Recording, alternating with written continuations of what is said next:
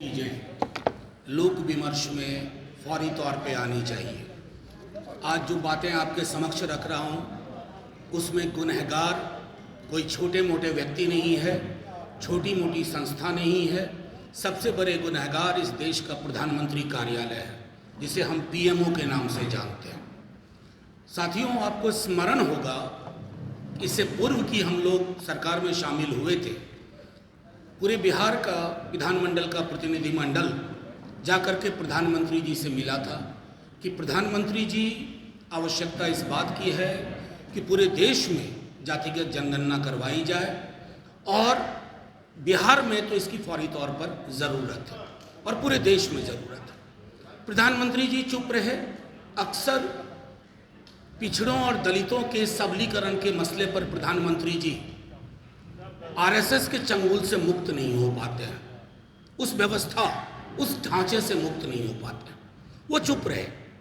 लेकिन बिहार की जनता के दबाव में हमारे माननीय मुख्यमंत्री जी, उप मुख्यमंत्री जी ने तय किया कि जातिगत सर्वेक्षण होना चाहिए, इस राज्य में होना चाहिए। दो चीजें मैं आपके समक्ष रखता हूं। मंडल कमीशन की जब रिपोर्ट आई तो मंडल कमीशन की रिपोर्ट के पीछे आधार था 1931 की जनगणना, जातिगत जनगणना। 1931 की जनगणना के आधार पर मंडल कमीशन ने, बावजूद इसके कि उन्होंने 52% आबादी यानी कि 3743 जातियां जो मंडल कमीशन में चिन्हित की गई, 52% आरक्षण की बात, 52% की आबादी थी। आरक्षण 27% इसलिए किया गया कि उस वक्त इंदिरा साहनी जजमेंट और बालाजी जजमेंट के आलोक में 27% ही हो सकता था, क्योंकि 50% की सीलिंग को क्रॉस नहीं करना था। वो एक लक्ष्मण रेखा थी। उस लक्ष्मण रेखा को जब ईडब्ल्यूएस रिजर्वेशन पर माननीय सर्वोच्च न्यायालय की टिप्पणी आई तो वो लक्ष्मण रेखा काफूर हो गई, वो खत्म हो गई। तो एक बहुत बड़ी आबादी जो इस देश की है, उसको अपने आबादी के अनुरूप फैसले चाहिए थे, आरक्षण की व्यवस्था चाहिए थी। उसके लिए क्या आवश्यक था? एक वैज्ञानिक समकालीन आंकड़ा हमारे पास हो। बिहार ने उस दिशा में पहल की और पहल मजबूती से की। भाजपा के हमारे साथियों को रिलक्टेंस था, बेबसी में ही सही, ऑल पार्टी मीटिंग में वो आए। उन्होंने एक आध ऐसी बातें की जो मैं यहाँ करना नहीं चाहता, लेकिन बावजूद उसके, उनके अंतर विरोधों के, ये कारवां चल पड़ा। लगभग आंकड़े पूरे हो गए। अब मैं आपको इसमें प्रधानमंत्री कार्यालय की भूमिका बताता हूं। एक इंडिविजुअल पिटिशनर जाता है, एक संस्था जाती है जिसको कहते हैं हम youth for equality. Youth for equality is actually youth for inequality. समता मूलक समाज की अवधारणा से ये मीलों दूर हैं। आप इनके बारे में थोड़ा गूगल करेंगे तो पता चल जाएगा कि आरक्षण को लेकर के कितनी अशोभनीय टिप्पणियां करती है। अब वो संस्था जब जाती है सुप्रीम कोर्ट, पहले तो हाई कोर्ट में जब वेकेशन से पहले एक इंटरिम सा स्टे था, मिठाइयां बांटी गई भाजपा कार्यालय में। ये मिठाइयां किसके आंसुओं पर आप बंटवा रहे थे? पिछड़े वर्ग, अत्यंत पिछड़े वर्ग। आप एक तरफ तो बाबा साहब भीमराव अम्बेडकर पर माला चढ़ाते हैं और उनकी बात को आत्मसात नहीं करना चाहते हैं, उनकी बातें आपको चुभती हैं। तो मिठाइयां आपने बांटी, चलिए हमने कलेजे पे पत्थर रख लिया।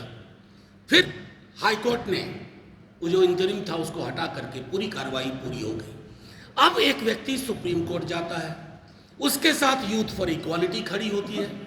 और यकीन मानिए उस दिन बहुत बड़ा झटका लगा जब मुकुल रोहतगी इसमें पैरवी करने पहुंच गए। मुकुल रोहतगी कौन है? इस देश के लीगल लुमिनरी होने के अलावा इस सरकार में, क्योंकि लीगल कामकाज को देख रहे थे, कभी इस भूमिका में कभी उस भूमिका में, उनको किसने खड़ा किया? क्या इसके लिए रॉकेट साइंस के ज्ञान की जरूरत है? क्या यह हमें स्पष्ट नहीं है कि येन केन प्रकारेण प्रधानमंत्री कार्यालय चाह रहा था कि चादर के पीछे पहले मुकुल रोहतगी को खड़ा करो। फिर वो उनकी बात नहीं मानी गई। कौन आया पता है आपको? Solicitor general Tushar Mehta.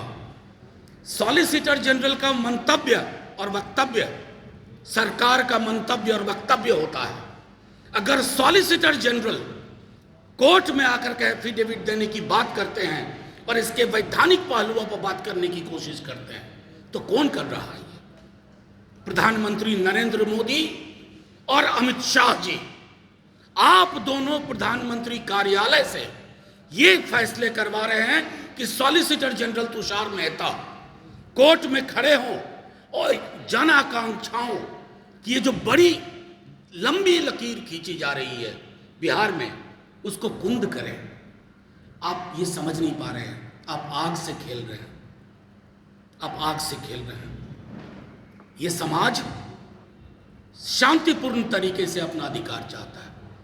ये सिर्फ ओबीसी की बात नहीं है, कई मिथक टूटेंगे इससे।